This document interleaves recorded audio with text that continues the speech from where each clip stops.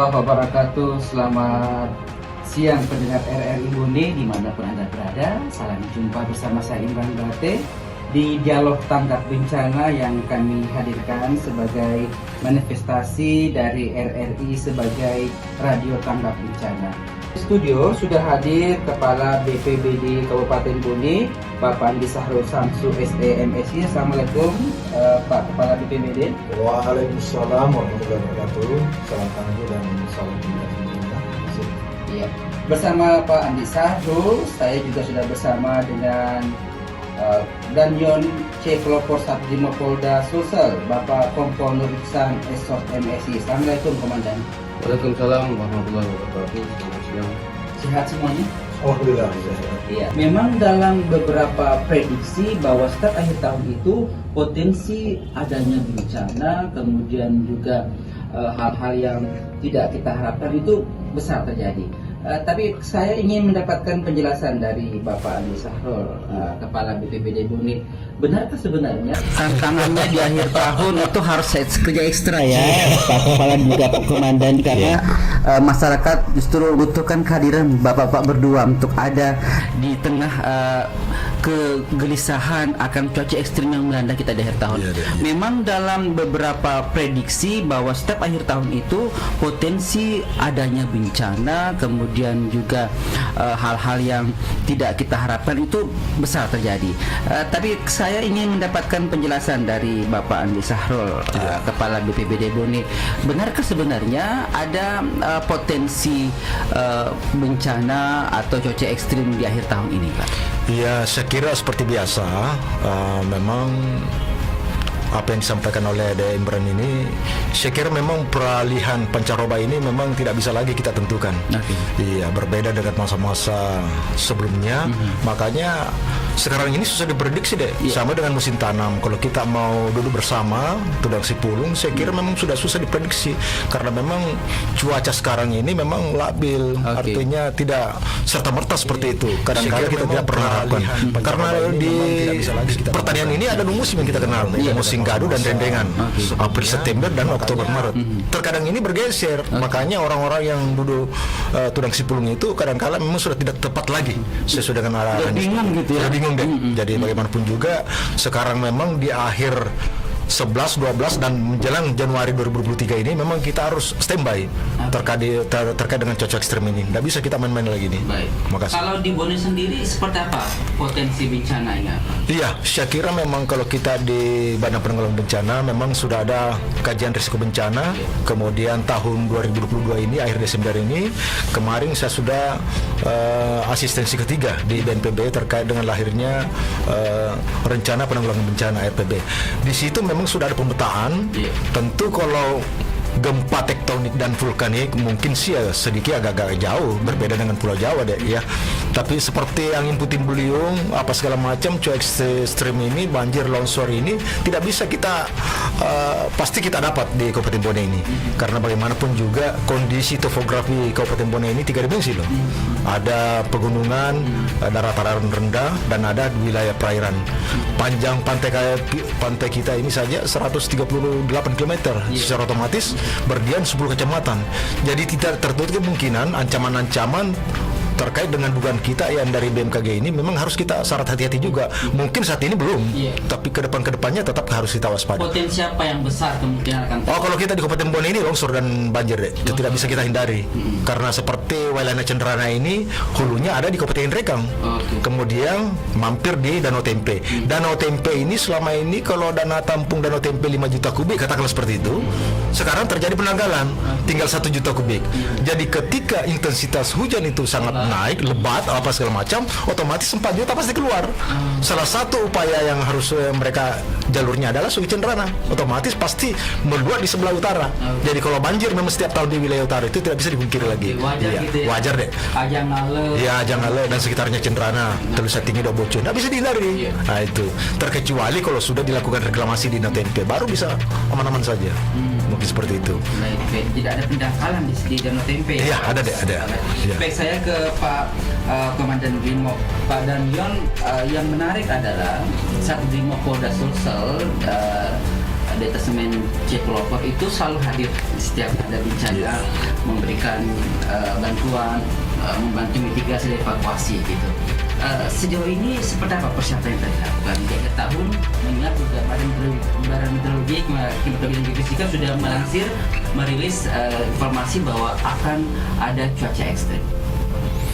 Ya, jadi tentunya sebagai langkah awal personil Batalion C Pelopor Satbrimopolda Sulsel khususnya yang ada di Bone, kita setiap hari menyiagakan tim SAR. Iya. Jadi tiap hari kita siagakan tim SAR sebanyak 1 tim. Itu tergantung nanti kejadian di mana dan bagaimana, yang kalau membutuhkan banyak personil kita juga siapkan. Satu tim itu berapa orang? Satu tim ada 10 orang. 10 orang. Jadi langkah awal 10 orang. Kalau memang terjadi misalnya tadi tanah longsor sebagainya, kan tentunya butuh personil yang banyak. Kami pun siapkan ada kompi siaga tiap hari. Jadi selain tim SAR siaga, kompi siaga pun ada yang sewaktu-waktu bisa membackup apabila tim SAR ini kekurangan personil. Oke. Selama ini koordinasi antara BPBD, SAR dan Brimob seperti apa, Komandan? Selama ini alhamdulillah untuk koordinasi kita cukup saling menguatkan, cukup saling mengisi. Manakala misalnya saya duluan, BPBD belakangan, ya kita saling mengisi saja. Misalnya ada kejadian pohon tumbang, kalau BPBD turun duluan ya saya berikutnya, atau saya turun duluan, wah saya kok kurang ini senso saya hubungi, ya kolaborasi. Begitu. Jadi intinya kita sama-sama di lapangan. Ada sinergitas begitu ya. Artinya tidak ada tupoksi tumpang tindih bahwa itu kan domainnya BPBD, itu kan domainnya Basarnas, itu kan domainnya Brimob, itu nggak ada seperti itu. Tidak ada. Jadi kita selama ini justru sinergi yang cukup bagus. Demi kemanusiaan semua bersinergi gitu ya. Betul nggak ada istilah itu. Nah, selama ini Pak Danjung Komandan, bencana-bencana apa saja yang kemudian satuan Bapak hadir untuk bisa membantu masyarakat selama ini? Ya, jadi untuk selama ini tentunya wilayah backup Saya saya bukan hanya Kabupaten Bone, saya dengan Kabupaten, Bone, Sopeng, Waju, Bulukumba, Cinde, Selayar, kami Selayar saya. Jadi yang sudah saya lakukan atau personil Batalion lakukan, mulai dari yang musibah kecil sampai yang besar kita sudah laksanakan, termasuk bencana gempa di Palu, sudah bencana gempa di Lombok kita ikut berpartisipasi, ke gempa Selayar saya sendiri yang bawa ke sana. Kemudian yang kegiatan kecil misalnya pohon tumbang, kemudian orang tenggelam, kemudian bencana banjir, kita pun insya Allah akan selalu hadir. Dimana kalau namanya kejadian musibah kemanusiaan, diminta atau tidak diminta, saya harus hadir. Memang SDM-nya seperti memang sudah yang grade ya.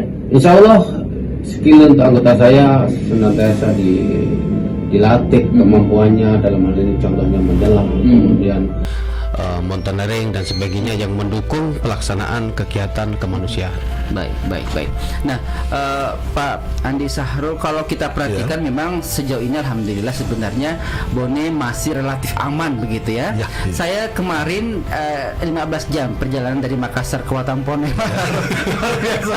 Aduh, itu banjirnya luar biasa. Sebenarnya tidak terlalu tinggi, cuma agak macetnya itu yang Nah, untuk kemudian mengantisipasi itu, bagaimana kemudian masyarakat bisa bersikap, kemudian mengantisipasi kemungkinan itu, Pak? Oh, jadi begini, ya itulah saya bilang kalau memang kita memiliki tanggung jawab dan integritas, memang itu lahir dari kesadaran kita sendiri deh.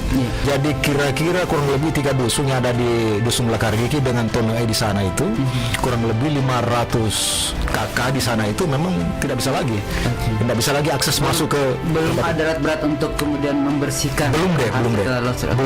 Ini yang menjadi persoalan karena di wilayah baru memang sudah terputus. Makanya mobil saya simpan di situ, di baru jalan kaki masuk udah sadar. Jauhnya luar biasa, bukan main. Pak Daniel, kalau Daniel Group sendiri untuk kedepannya apa program-program yang disiapkan untuk kemudian juga hadir membantu masyarakat untuk penanganan bencana? Ya, jadi untuk program ke depan tentunya sesuai dengan sekarang ini Hop Lilin, di mana untuk Brimob tidak seperti tahun yang lalu. Untuk struktur organisasi di dalam operasi Lilin yang tahun lalu Brimob adalah Satgas Banop atau perbantuan operasi. Untuk tahun ini untuk Brimob posisinya sebagai Satgas Kontingensi, di mana dalam Satgas Kontingensi tadi membawai 6 subsatgas, yaitu subsatgas Cibom apabila ada kejadian yang berkaitan dengan bom, subsatgas Wan Teror yang apabila ada penyanderaan dan sebagainya, kemudian subsatgas Intel untuk tentunya menghimpun semua informasi-informasi yang beredar ataupun yang akan terjadi, misalnya info-info kira Intel akan aja begini ya, nanti dari Satgas Intel tadi. Kemudian ada Satgas PRC ya, atau pasukan reaksi cepat, di mana ini mengawaki atau apabila terjadi sesuatu kejadian yang membutuhkan segera datang aparat keamanan, itulah kita siapkan Satgas Pasukan Reaksi Cepat. Kemudian ada Satgas KBR, Kimia, Biologi dan Radioaktif, manakala ada kejadian di dalam momen Natal tahun baru ini yang menggunakan Zat kimia. Ya, zat kimia, ada nanti Satgas KBR. Kemudian yang terakhir ada Satgas Search and Rescue, SAR. Jadi kemungkinan ya ini sudah terjadi. Contoh di Makassar sudah main dari 2 hari yang lalu. Mungkin Makassar kan ya banjir, rata-rata banjir, jadi untuk Satgas SAR akan lebih dominan main dalam kegiatan ini, termasuk juga di Batalion C. Tentunya kami menyiapkan itu semua. Nah, minimal kita menyiapkan subsatgas PRC, Intel dan SAR. Di BIOM sendiri, komandan seperti apa mekanismenya ketika ada masyarakat yang membutuhkan bantuan? Jadi silahkan kalau misalnya ada bencana atau korban tenggelam dan sebagainya, silakan berhubungan langsung dengan Brimob, boleh, langsung boleh. Dan kami pun tanpa ada laporan, yang selama ini saya laksanakan adalah saya lihat saja di grup atau ada dari Basarnas sampaikan ada kejadian orang tenggelam di sana, kami pun langsung siap. Jadi tanpa ada permintaan kami akan segera meluncur. Kemudian seperti yang disampaikan tadi Kalaksa BPBD bahwa untuk contoh korban tenggelam itu memang ada estimasi waktunya. Untuk operasi SAR itu kita laksanakan 7 hari. Itu sesuai, itu maksimal ya? Ya, protap itu sudah. Program 7 hari nggak ditemukan? Ya sudah dihentikan. Namun kalau misalnya setelah lewat ada yang menemukan, kita masih siap untuk mengambil. Jadi begitu. Kemudian untuk kegiatan-kegiatan selain apa ya tadi terkait dengan laporan dan sebagainya, sekali lagi saya sampaikan bahwa tidak harus melampor langsung. Yang sering saya lakukan itu adalah saya lebih sering dapat informasi itu dari grup WA. Oh, di sana ada kejadian begini, sudah langsung Intel cek kebenarannya baru kita akan turun. Jadi jangan sampai ada laporan yang kita kan pastikan dulu benar tidak. Jadi kalau oke benar, kita akan siap dan saya akan koordinasi dengan Basarnas, BPBD dan sebagainya untuk pelaksanaan tugas di lapangan. Termasuk pohon-pohon tumbang misalnya gitu ya. Ya, pohon tumbang biar ini butuh, silahkan hubungi. Kita siap 24 jam. Masya Allah. Luar biasa. Baiklah. Terakhir Pak Kalaksa dan juga Pak Danjon, apa himbauan Bapak kepada masyarakat Kabupaten Bone, pendengar RRI pada khususnya, agar mereka bisa teredukasi dalam menghadapi bencana atau cuaca ekstrim yang marak di akhir tahun ini. Pak Danjon, silakan himbauannya. Ya, baik, jadi untuk himbauan dari saya selaku aparat keamanan, tentunya sudah ada peringatan dari BMKG terkait dengan cuaca ekstrim. Jadi mungkin yang berniat akan bepergian mungkin untuk sementara ditunda dulu, karena kita tidak pernah bisa tahu yang kita lewati nanti aman atau tidak. Jadi saya himbau untuk ya sementara ditunda dulu sampai betul-betul ada penyampaian dari BMKG bahwa cuaca sekarang sudah ya istilahnya sudah pulih atau normal. Jadi silakan untuk yang punya niat untuk bepergian untuk sementara ditunda. Kemudian tentunya apabila sudah terjadi seperti yang disampaikan Kalaksa tadi, bahwa intinya bahwa kalau kita ada bencana, yang pertama kita tidak boleh panik. Sehingga kita bisa berpikir saya harus berbuat apa. Tapi kalau baru bencana gitu, sudah kita nggak tahu akan berbuat apa. Akhirnya saya mau melapor, saya tidak tahu, saya mau menyelamatkan keluarga saya tidak tahu. Jadi yang terpenting adalah jangan panik. tenang dulu, baru kita bisa berbuat Itu yang susah, dan yang terpenting yang perlu kami sampaikan kepada masyarakat, pendengar dan kesemuanya bahwa BPBD, kemudian Brimob, Bone, semuanya bersinergi, berkolaborasi untuk selalu standby memberikan insyaallah. bantuan. Jangan sungkan-sungkan ketika ada keperluan terkait dengan bencana. Baik, Pak Kompol Nuriksan SMSI, terima kasih atas Ya, waktunya. sama-sama. Kemudian juga Bapak Andi Sarul Samsu SMSI, terima kasih. Ya, Pak terima Kalaksa, kasih banyak, luar terima biasa. kasih. Saya Imran Batit pamit, dan ingat pesan Pak Danyon dan Pak Kalaksa tadi bahwa jangan panik. Kemudian jika ada keperluan yang tidak terlalu mendesak, jangan tinggalkan Bone dulu lah ya. Stay di rumah dulu sampai kemudian kondisi cuaca sudah dikatakan aman oleh BMKG.